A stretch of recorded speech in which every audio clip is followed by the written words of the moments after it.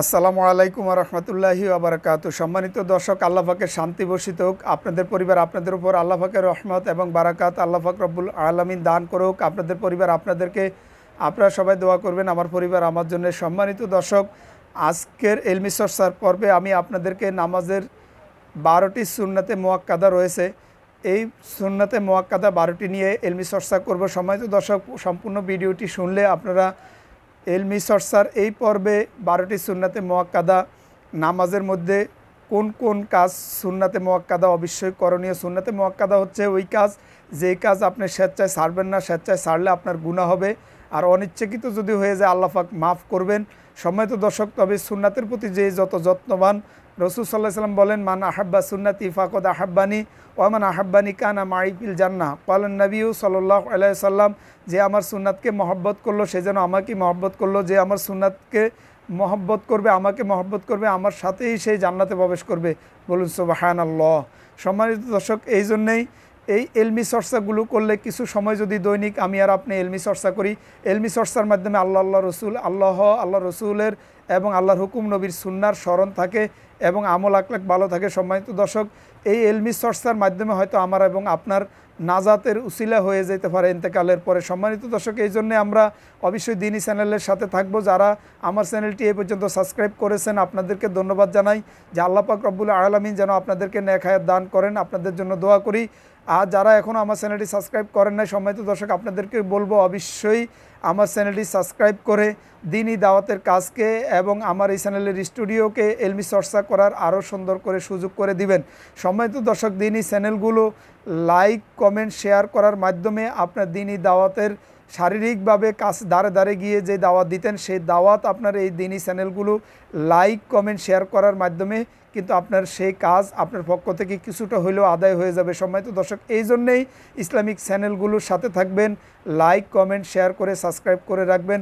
আজকের পর্বে আমি আপনাদেরকে সুন্নাতে মুআক্কাদা 12টি, সম্মানিত দর্শক, সেই বিষয়ে আমি আপনাদেরকে নিয়ে এলমি চর্চা করতেছি। আমি বিশ্বাস করি যদি আপনারা জানেন তাহলে আপনাদের বারবার শোনার দ্বারায় আপনাদের স্মরণ থাকবে এবং সওয়াব হবে। আর যারা জানেন না, আমি বিশ্বাস করি আল্লাহ পাক আপনাদেরকে মুখস্থ করিয়েই দিবেন যদি আপনারা সম্পূর্ণ ভিডিওটি একবার দেখেন।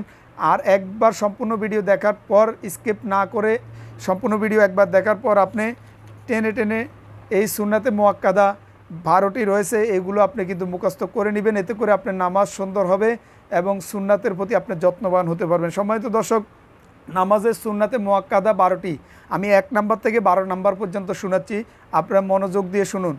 1 নম্বরে 2 হাত উঠানো। আমরা যে তাকবীর বলার সময়, প্রথম তাকবীর বলার সময় উপরের দিকে 2টা হাত তুলি, এই 2 হাত তোলাকে সুন্নাত বলে, সুন্নাতে মুআক্কাদা। সম্মানিত দর্শক, 1 নম্বরে 2 হাত উঠানো, 2 নম্বরে 2 হাত বাঁধা।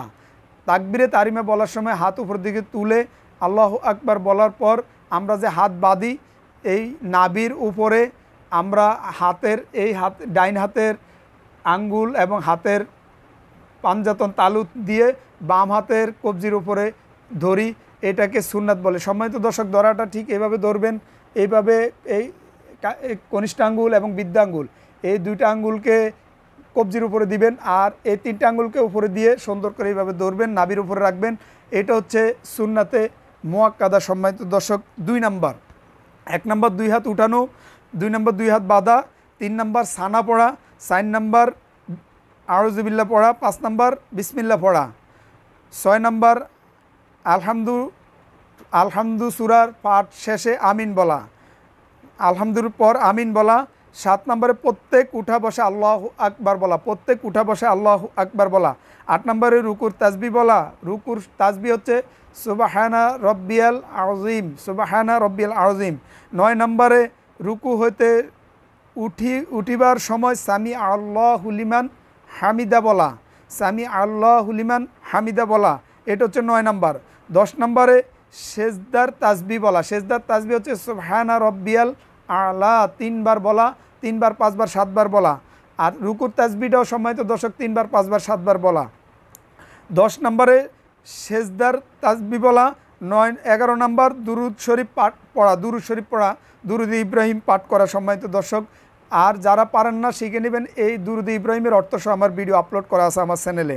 সম্মানিত দর্শক, 12 নম্বরে হচ্ছে দোয়ায়ে মাসুরা পড়া। 12 নম্বরে দোয়ায়ে মাসুরা পড়া।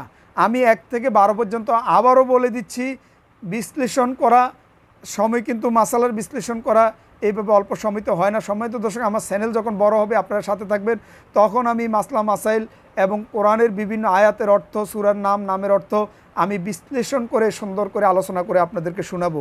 সম্মানিত দর্শক, 1 নম্বরে 2 হাত উঠানো, 2 নম্বরে 2 হাত বাঁধা, 3 নম্বরে সানা পড়া, 4 নম্বরে আউযুবিল্লাহ পড়া, 5 নম্বরে বিসমিল্লাহ পড়া, 6 নম্বরে আলহামদু শরীফ পুরা পড়া। আলহামদুর পর আমি 6 নম্বরে আমি ভুলে গিয়েছি, আবারও বলে দিচ্ছি। 6 নম্বরে আলহামদুর পর আমিন বলা। আলহামদু শরীফ পুরা পড়া না, আলহামদু শরীফ পুরা পড়া হচ্ছে ওয়াজিব, কিন্তু এখানে সুন্নাতে মুআক্কাদার বেলা আলহামদুর পর আমিন বলা সুন্নাত। 6 নম্বরে আলহামদুর পর আমিন বলা। 7 নম্বরে প্রত্যেক উঠা বসায় আল্লাহু আকবার বলা। 8 নম্বরে রুকু তাসবিহ বলা। 9 নম্বরে রুকু হইতে উঠিবার সময় সামি আল্লাহু লিমান হামিদা বলা। রব্বানা লাকাল হামদ বলা, দাঁড়ানোর পর রব্বানা লাকাল হামদ বলা। 10 নম্বরে সেজদার তাসবিহ বলা। 11 নম্বরে দুরূদ শরীফ পড়া। 12 নম্বরে দোয়ায়ে মাসুরা পড়া। সম্মানিত দর্শক, আজকের পর্বে এখানেই বিদায় নিচ্ছি। দেখা হবে নতুন পর্বে। আসসালামু আলাইকুম ওয়া রাহমাতুল্লাহি ওয়া বারাকাতুহু।